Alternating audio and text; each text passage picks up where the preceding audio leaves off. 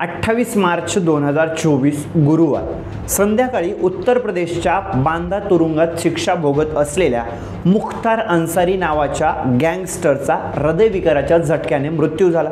संपूर्ण देशभरात ही बातमी पसरली। बांदा तुरुंग प्रशासनाने मुख्तार अन्सारीच्या मृत्यूची माहिती दिली।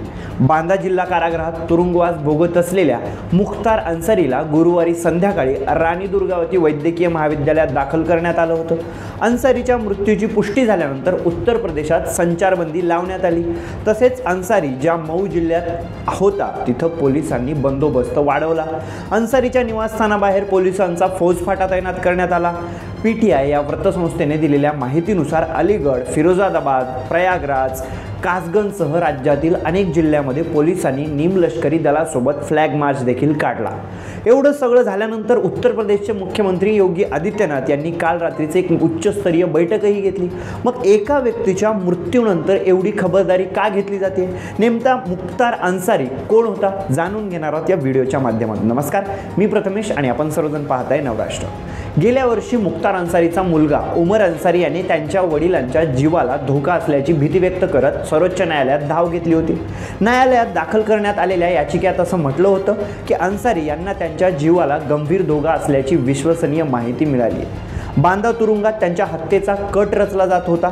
मुख्तार अन्सारीच्या खंडणीच्या प्रकरणात 2019 पासून पंजाबच्या रूपनगर तुरुंगात ठेवण्यात आलं होतं। उत्तर प्रदेश पोलिसांनी 2019ला त्यांना बांदा तुरुंगात आणलं आणि तेव्हापासून तो तिथंच तुरुंगवास भोगत होता।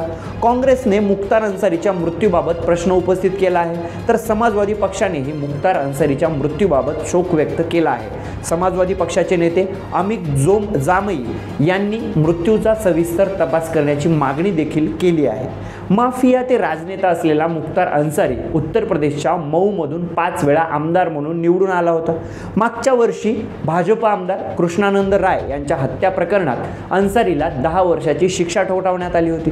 गाजीपूरचे खासदार आणि अन्सारीचे भाऊ अफजल अन्सारी यांनाही याच प्रकरणात 4 वर्षाच्या तुरुंगवासाची शिक्षा सुनावण्यात आली होती। गाजीपूर जिल्ह्यातील मोहम्मदाबाद पोलीस ठाण्यात नोंदवलेल्या गुन्हेगारी इतिहासानुसार मुख्तार अन्सारी विरोधात एकूण 65 गुन्हे दाखल आहेत। 1996 मध्ये मुख्तार अन्सारी यांच्या विरोधात विश्व हिंदू परिषदेचे अधिकारी आणि कोळसा व्यापारी नंदकिशोर रुंगटा यांचे अपहरण केल्याचा देखील गुन्हा दाखल करण्यात आला होता। 2005ला भाजप आमदार कृष्णानंद राय यांची हत्या झाल्यानंतर अन्सारीवर गुन्हा दाखल करण्यात आला होता। विविध गुन्ह्यांच्या प्रकरणामध्ये अन्सारीवर एकूण 65 खटले प्रलंबित होते। त्यांच्या विरोधात मकोका अर्थात महाराष्ट्र संघटित गुन्हेगारी नियंत्रण कायदा आणि गँगस्टर कायद्याअंतर्गतही गुन्हे दाखल करण्यात आले होते। 1985 पासून अन्सारी कुटुंबाचं वर्चस्व असणाऱ्या गाजीपूरच्या मोहम्मदाबाद विधानसभेच्या निवडणुकीत भाजपच्या कृष्णानंद राय यांनी 2002 मध्ये विजय मिळवला। तब्बल 17 वर्षांनी एखाद्या उमेदवाराने मोहम्मदाबादमध्ये अन्सारी कुटुंबाचा पराभव केला होता। आमदार म्हणून निवडून आल्याच्या नंतर 3 वर्षांनी कृष्णानंद राय यांची हत्या करण्यात आली। उत्तर प्रदेशच्या पूर्वांचल परिसरात कृष्णानंद राय यांच्या हत्येने खळबळ माजली होती। तेव्हा या घटनेने संपूर्ण उत्तर प्रदेशामध्ये ही खळबळ माजली होती। हा हल्ला करण्यासाठी अशी जागा निवडण्यात आली होती जिथून राय यांची गाडी डावीकडे किंवा उजवीकडे वळवणं अशक्य होतं। त्या गाडीत आमदार कृष्णानंद राय यांच्यासह इतर 6 जण होते। AK-47 मधून तब्बल 500 गोळ्या झाडण्यात आल्या होत्या असं सांगण्यात येतं। या हल्ल्यात एकूण 7 जणांचा मृत्यू झाला होता। हे प्रकरण माहीत असणाऱ्यांना असं वाटतं की गाजीपूरमधल्या पारंपरिक जागेवर पराभव झाल्याने अन्सारी नाराज झाला आणि त्यामुळे हत्या झाली। त्यावेळी अन्सारी तुरुंगात होता, तरीही त्या प्रकरणात अन्सारी विरोधात गुन्हा दाखल करण्यात आला होता। मग कृष्णानंद राय यांची तेव्हा हत्या झाली, तेच भाजपचे आमदार होते आणि त्यांच्यावरच ह्या 500 गोळ्या झाडण्यात आल्या होत्या। त्यामुळे मुख्तार अन्सारी तेव्हापासून जास्त चर्चेत आला होता। मुख्तारच्या राजकीय कारकिर्दीविषयी सांगायचं झालं तर त्याने 1996 मध्ये बसपच्या तिकिटावर विजयी होऊन पहिल्यांदा विधानसभेत पाऊल ठेवलं होतं। त्यानंतर मुख्तार 2002, 2007, 2012 आणि पुन्हा 2017 मध्ये मऊ येथून विजयी झाला। देशातील वेगवेगळ्या तुरुंगात असताना त्यांनी मागच्या 3 निवडणुका लढवल्या होत्या। मुख्तार अन्सारी यांना 2 मुले आहेत। त्यांचा मोठा मुलगा अब्बास अन्सारी यांनी 2017च्या निवडणुकीत मऊ जिल्ह्यातील घोसी विधानसभा मतदारसंघातून बसपच्या तिकिटावर पहिली निवडणूक लढवली आणि 7000 मतांच्या फरकाने त्यांचा पराभव देखील झाला होता। अशा प्रकारे मुफ्तार अन्सारीचा राजकीय प्रवास आणि पुढे गँगस्टरचा प्रवास असं हे प्रकरण राहिलेलं आहे।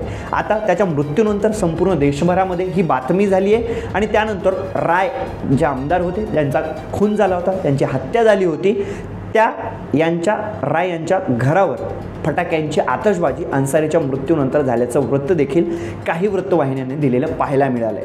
मग अशा या खुंखार गँगस्टरचा शेवट तुरुंगात शिक्षा भोगत असताना हृदयविकाराच्या झटक्याने झाला आहे। मग याची मागणी देखील विरोधी पक्षांनी नेमकी केली आहे की मृत्यूची चौकशी व्हावी, यावर पुढं काय होतं पाहणं गरजेचं राहणार आहे। अशाच प्रत्येक माहितीपूर्ण व्हिडिओसाठी पाहत रहा नवराष्ट्र। चॅनलवर नवीन असाल तर सबस्क्राईब करायला विसरू नका आणि व्हिडिओला शेअर लाईक मात्र नक्की करा।